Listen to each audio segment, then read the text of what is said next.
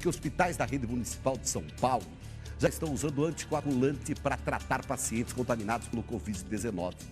O uso das medicações foi testado por médicos e cientistas brasileiros e depois de apresentar eficácia no tratamento, ganhou destaque até fora do Brasil. Vamos ver. Ele finalmente pôde sair do quarto e brincar com os filhos. A ginástica em família foi para março comemorar o fim do isolamento de 9 dias num cômodo da casa, depois de outros 5 internado num hospital em São Paulo. O engenheiro teve a forma grave de Covid-19, mas agora está totalmente curado. Zeraram todos os sintomas, inclusive quando eu faço respirações fundas, eu não tenho nenhuma sensação mais. Não dói? Não dói, não tenho sensação de que vai faltar ar, então eu tô zerado. Márcio dá rosto a um número. Ele é um dos 27 pacientes citados neste artigo, já disponível no prestigiado British Medical Journal. Todos foram tratados com anticoagulantes, medicamentos capazes de dissolver a trombose que se forma nos pulmões de quem é contaminado pelo novo coronavírus. O trombo impede a circulação sanguínea e, para que a respiração seja efetiva, sangue e ar devem se encontrar nos alvéolos, localizados na ponta dos brônquios. Por isso, na forma grave da Covid, o paciente sufoca.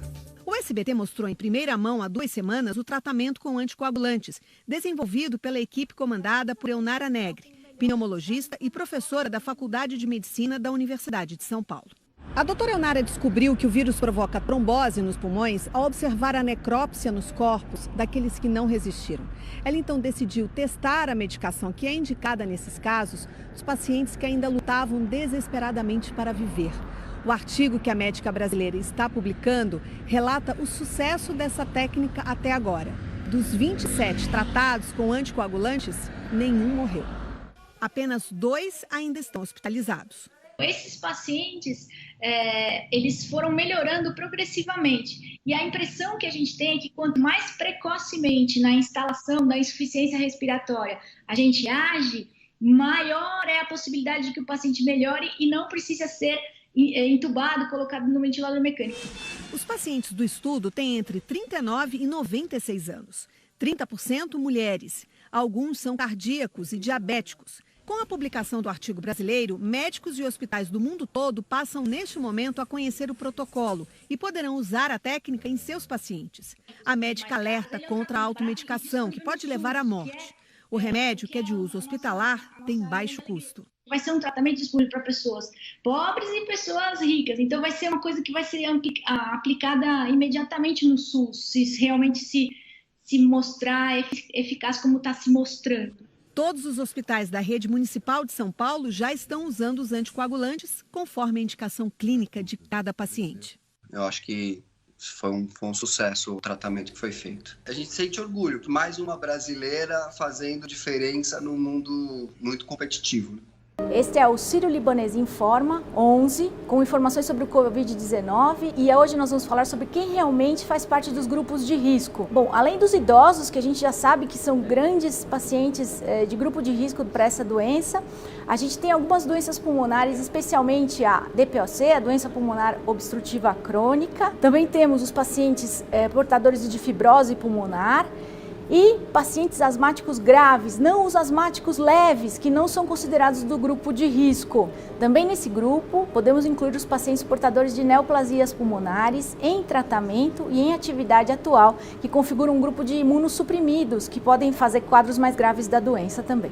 Nesse universo, é muito importante ressaltar que os pacientes fumantes são um grande grupo de risco. O tabagismo piora em muito a resposta pulmonar à agressão viral. E nesse grupo, a gente inclui ainda os fumantes de cigarros eletrônicos, narguilé e outras substâncias inaláveis que também podem piorar a inflamação pulmonar nessa situação.